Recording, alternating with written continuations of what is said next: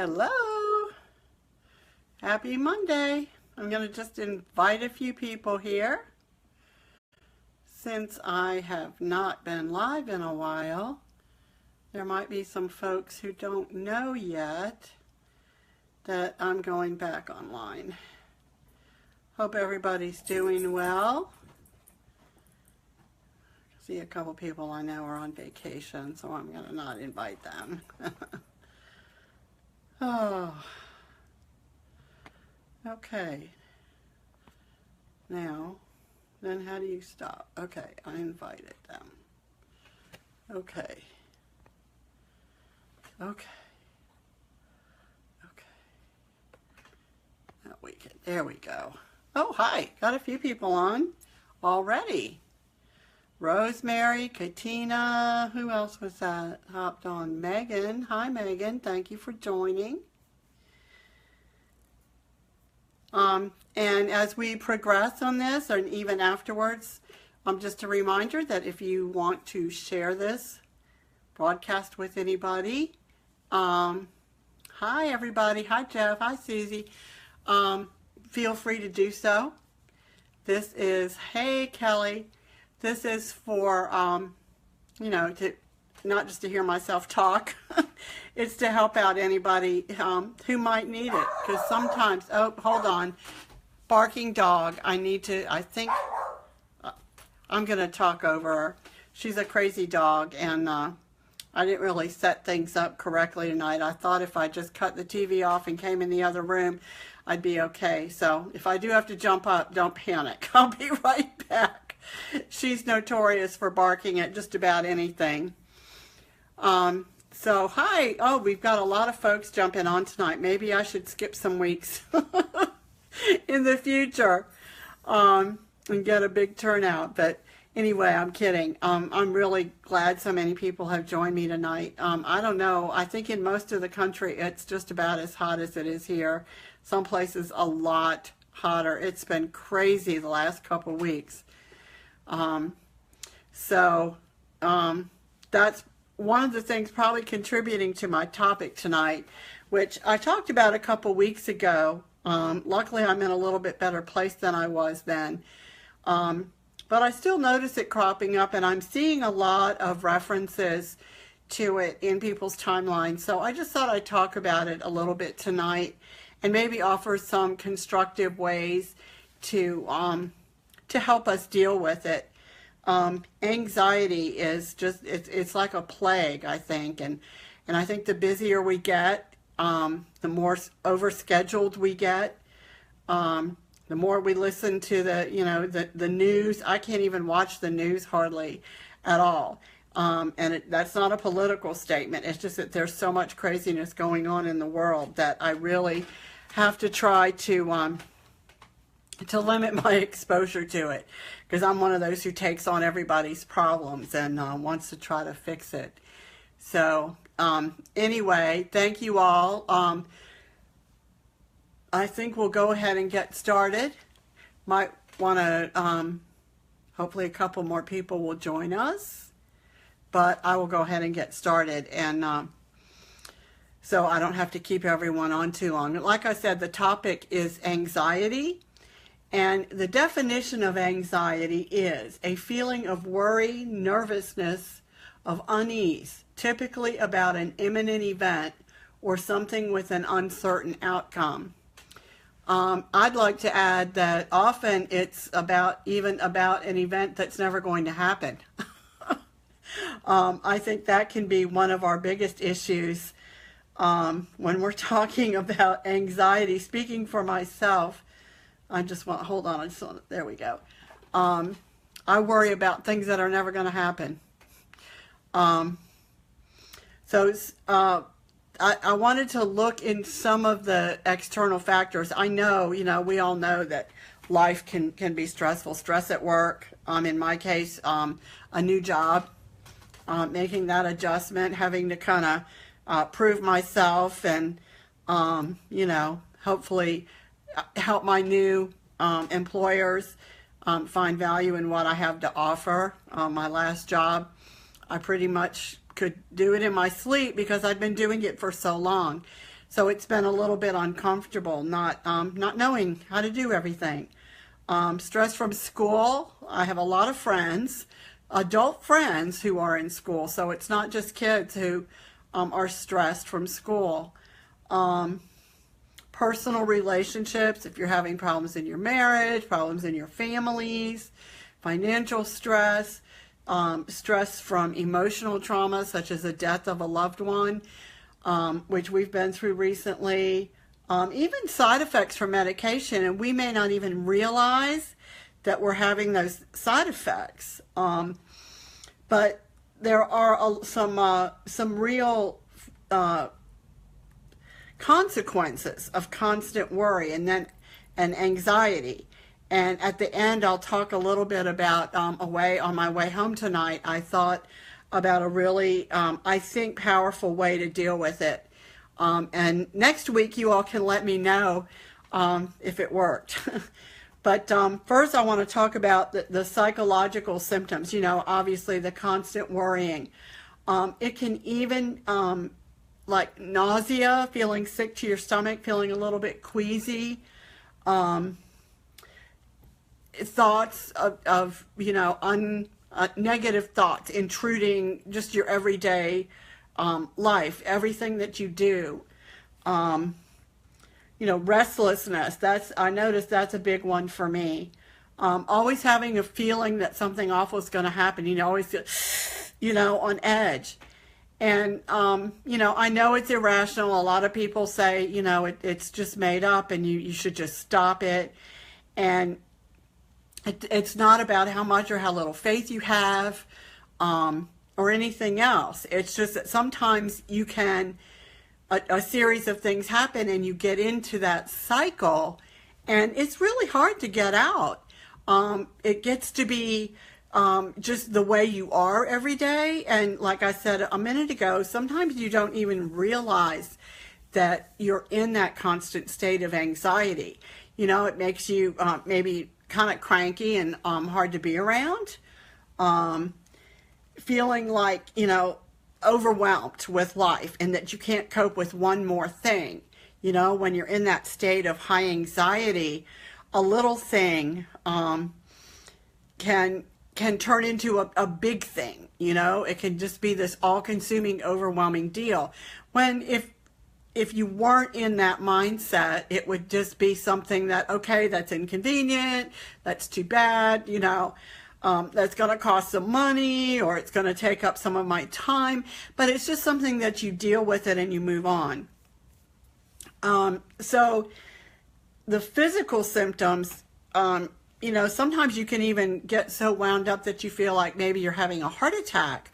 You have chest pains, like I said earlier, nausea,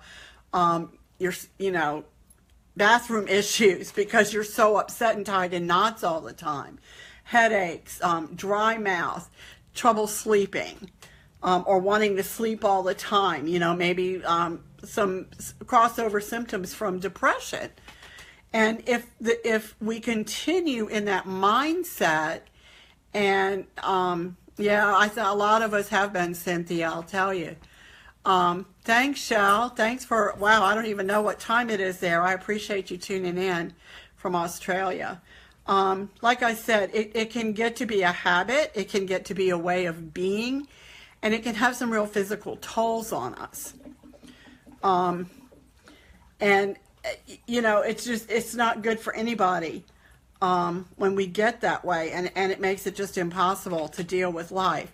So one of the things that I always do when I'm troubled and overwhelmed, obviously, you want to do things like get exercise and be outside, watch some good movies, do some pleasurable things that help calm you, meditate, yoga, some things like that, talk over, meet a friend for coffee or lunch or dinner and kind of talk through it. Those things all help. And sometimes we just need a temporary break to kind of break that cycle and to break that thought process. I listen every night to the Law of Attraction, which talks about how we can think our way out of this. you cancel out a negative thought with a positive one. And that powerful thoughts are hundreds of times more powerful than negative thoughts. So if we can, just focus, even just start writing down positive things to counter those negative thoughts that we're having. Write down a best case scenario for everything. And then go back to that, when we start feeling like this, start getting worked up and feeling anxious, go back to that list of affirmations and of positive things, like I'm able to deal with this situation. I'm gentle with myself when I am learning new things. I had to have, a time or two in the first couple of weeks in particular, I had to actually tell myself that, give yourself a break. You can't know everything all at once, and it's okay, and they don't expect you to. And I've been really blessed because I've really been affirmed in this job and work with people who are very respectful. Hey, Ruta, and have made it clear that they appreciate my being there. So that helps a lot. But even sometimes people telling you, oh no, Shell, share this live with anybody you want. It'll be out there forever. So please feel free to share this with anybody you want, because I know there are a lot of people. I know I'm not the only one who has felt this way and who has dealt with this issue. So I hope it does help somebody. That's kind of why I get on here and try to be pretty transparent about that, because I know I'm not alone. None of us are. We're all in this together, and we have to help each other. So besides just doing the exercise and the meditation and the yoga, I go to Scripture because that's my core, that's my foundation. There are two favorite Scripture that I think are very well known. I guess they're famous. I don't know. Do you call Scripture famous? One is Philippians 4, verses 6 through 7, and then the other is Matthew 6, 25 to 34. And I will post those in the comments after this live so people have those as a reference. I already also found a link, and I'll have to see. I don't know if I saved it or not. But there was a link on 30 Scripture to help to address stress and anxiety and depression, and I'll look for that link and post that too. I just find tremendous comfort in Scripture and in being reminded of God's love for us, and how those thoughts and those feelings are from the enemy. They're not from God. He wants us to thrive. He doesn't want us to be anxious for anything. He loves us too much. And so it's always a good reminder to me to go to Scripture and to be told that. And to also, though, to realize that somebody else must have felt this way, or they wouldn't have written some of that down to try to comfort themselves and others. So here's my idea that I had on the way home. And you all tell me if you think I'm crazy. But what I decided would be a good exercise is that any time in the next week that we have a thought about something that makes us anxious, trying something new, going somewhere, whatever it is, you can't sleep because you have this big project that you're working on at work. Just write down whatever it is. You don't have to get a special book or anything. Just find some scratch paper, get a notebook, something. But just write down, I'm anxious about, and write it down. And just keep track of it, and then put it down. Leave it there on the paper. Be done with it. Give it away. And then I want you to go back later, the next day, whenever, and look at all the things that you were anxious about, and think about, and maybe even journal about how things really turned out. And I think we're going to be surprised to find out that most of the things that we worried about never happened, They know the bad things that we thought were going to happen. Oh, they're gonna hate me. Well, no, they didn't hate you. Oh, whatever it is, I'm gonna not do well on this exam for my master's degree, and you ace it.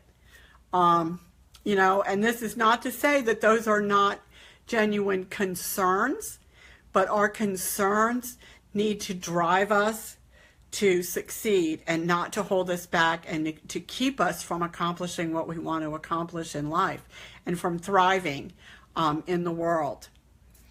So what do you all think about that? Do you think that's a good idea? A good show? Good. Carolyn, good. I'm glad you all thought so. I'm going to do it too. I think I can do it for a week. I hope I don't have a whole long sheet of paper, but I might. So I'll be really interested if you all want to check back with me next week and let me know how you did. Let me know if it helped. Let me know how many things that you were anxious about. After the fact, you realize you didn't really need to be anxious about them at all. And hopefully that will help us learn a new behavior. So I don't know. I'm hoping it'll work for me.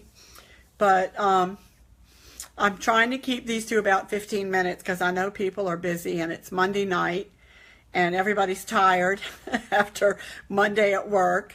So I really appreciate you all tuning in. I love getting your comments and your feedback. And like I said, I'll post those 2 particular scripture that I mentioned, and then I'll also look for that link on the 30 scripture that address like anxiety and worry and maybe even fear. I don't remember the exact verbs that they used, but I will do it. So, oh wow, yeah, if you have PTSD, anxiety is a big part of your life, show. Well, I hope this was helpful. I really do, and God love you. People dealing with that have a real challenge. I mean, you have to fight every day just to keep going, I'm sure. So, we'll hold a little extra spot in our prayer life for you because that's huge. All right, folks. Well, thanks. Like I said, thanks again. Share this with anybody that you think could benefit from it. And that goes, you can go back on all the other videos. I think I've done a hashtag on all of them. Mary's Monday Musings. No punctuation or anything. It's just hashtag Mary's Monday Musings. And you'll see that because I'll post that too when I edit the post. So thanks again, everybody. You have a great night and have a great week. See you next Monday.